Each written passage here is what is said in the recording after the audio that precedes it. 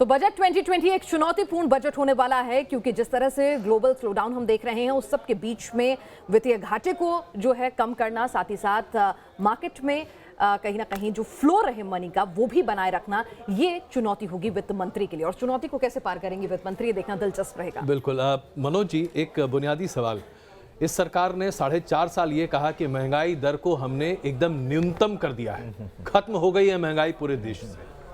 महंगाई अब फिर से उठकर खड़ी हो गई है, 7.5% के आसपास आ गई, जो कि सरकारी आंकड़ा है। असल महंगाई के बारे में तो खैर हम सब जानते नहीं हैं। जो चीज अभी तक सबसे बड़ा डेविल के तौर पर थी, वो अब अच्छी लगने लगी है। ये कैसे हो गया? देखिए, ऐसा है, मेरे ख्याल से तो ठीक है, महंगाई दर और ये फिस्कल डेफिसिट, ये तो खैर इश्यूज़ ही हैं कि फिस्कल डेफिसिट हमें कंट्रोल करना है, महंगाई दर कम होनी चाहिए क्योंकि पॉलिटिकली भी सूट करती है। लेकिन अजय जी, जो सबसे बड़ी समस्या है वो है कि इंडिया में जो कॉन्फिडेंस है, इन्वेस्टर का कॉन्फिडेंस आज की डेट में बिल्कुल ही जीरो है। आप देखेंगे प्राइवेट इन्वेस्टमेंट जो है उसकी ग्रोथ सिर्फ 1% है, और ये आज से नहीं है। अगर हम पिछले 10 साल को देखें तो जिस समय यूपीए का टेन्योर था, यूपीए के टेन्योर्स के एंड में जो हमने फिस्कल डेफिसिट, हमारे जो खासतौर से जो फिस्कल जो हमारे जो पैरामीटर्स हैं, फिस्कल डिसिप्लिन को मेंटेन नहीं करा 2013 में, ये उसका भी एक इम्पैक्ट है। और आज की डेट में जो इन्वेस्टर का कॉन्फिडेंस जो कम हुआ है वो, और बैंक्स जो नहीं क्रेडिट अभी देते हैं, उसका एक रीज़न ये है कि जो एनपीए जो 2008 से 13 के बीच में जो कंपनियों ने बोरोइंग करी, उस समय कंपनियों ने जो बोरोइंग करी उसके बाद पैसे को साइफन ऑफ किया, और यही वो एनपीए था जो कि 2013 के बाद 2014 में नई सरकार को पास ऑन हुआ। तो 10 लाख करोड़ का जो एनपीए आज हमारे सामने है, ये भी एक हिस्टोरिकली चले आ रहा है। और अगर आप देखें कि यहाँ कॉन्फिडेंस क्यों कम है या क्या गलतियाँ हमसे हुई हैं, कि कुछ गलती तो नेसेसरी थी। जीएसटी को हम कह सकते हैं कि ठीक तरीके से लगाया या नहीं लगाया, लेकिन जीएसटी एक ऐसी चीज़ थी जिसको लगाना नेसेसरी था। अगर इंडियन इकोनॉमी उसके कारण कम हुई है तो मेरे को लगता है कि उसी के कारण रिवाइव भी होने की कैपेबिलिटी है। जो अब हम नोटबंदी की बात करते हैं तो वो एक डिबेटेबल इशू है कि होना चाहिए था या नहीं होना चाहिए था, लेकिन काफ़ी सारी चीज़ें हैं जो हिस्टोरिकली चली आ रही थी, और उसके कारण आज हमारी जो जीडीपी है इतनी नीचे है और आर्थिक व्यवस्था इस हालत में पहुंच गई है। दूसरी चीज़, फार्मिंग सेक्टर में हिस्टोरिकली लंबे टाइम से कोई ध्यान नहीं दिया गया जिस तरह से ध्यान देना चाहिए था। यही कारण है कि आज ये हालत पहुंच चुकी है कि रूरल एरिया में जो कंजम्पशन है, जो डिमांड है, वो बहुत ही ज़्यादा कम है। एक जगह तो मैंने पढ़ा था कि ये 70 साल में सबसे कम है। ये मेरे को एग्जैक्ट मालूम नहीं है कि 70 साल में सबसे कम है या नहीं है, लेकिन अगर आप पिछले कुछ दशकों में देखेंगे तो ये सबसे ज़्यादा ख़राब हालत है। तो ये कई सारे पैरामीटर्स हैं, कई सारे कारण हैं जो कि एक्यूमुलेट होकर यहाँ पहुँचे हैं।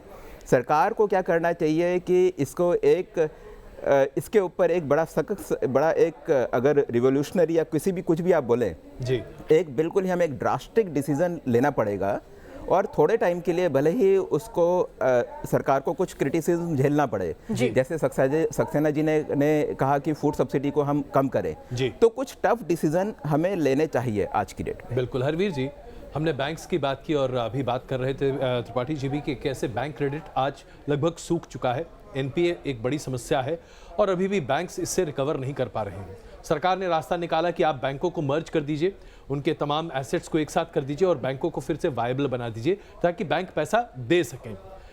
ये एक उनकी थॉट प्रोसेस थी। सही गलत बहुत अलग हो सकता है, लेकिन मैं आप दोनों के सामने, आप त्रिपाठी जी और आपके सामने सवाल रखता हूँ।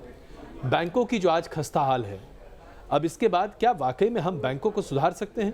क्योंकि अगर आप प्राइवेट बैंक्स को देखें तो कुछ एक बैंक तो अप्रत्याशित प्रॉफिट डिक्लेयर कर रहे हैं जो कि किसी तरह से समझ में नहीं आता। उनके एनपीए की चर्चा ही नहीं हो रही है, प्राइवेट सेक्टर की बात तो हम करते ही नहीं है। और जो पब्लिक बैंक्स हैं उनके एनपीए की चर्चा करते करते तो हम अब तक तकरीबन 2,50,000 करोड़ डाल चुके हैं उनमें बीते 5 सालों में। उसके बाद भी कोई सुधार नहीं है, तो करेंगे क्या हम? हरवीर जी और फिर त्रिपाठी जी प्लीज। देखिए अजय जी, एक तो ये है कि जैसे प्राइवेट और सरकारी बैंक का कंपैरिजन हम लोग नहीं कर सकते, उसकी कई सारी वजह हैं। एक तो प्राइवेट मैनेजमेंट है, सरकार का या पॉलिटिकल दखल उसमें नहीं होता। दूसरे, एक चीज़ और मानिए आप कि प्राइवेट बैंक भी डूबे हैं। अभी एक प्राइवेट बैंक बहुत बड़े क्राइसिस से जा रहा है और उसका एनपीए बहुत कम होता था क्योंकि नंबर छिपाए गए।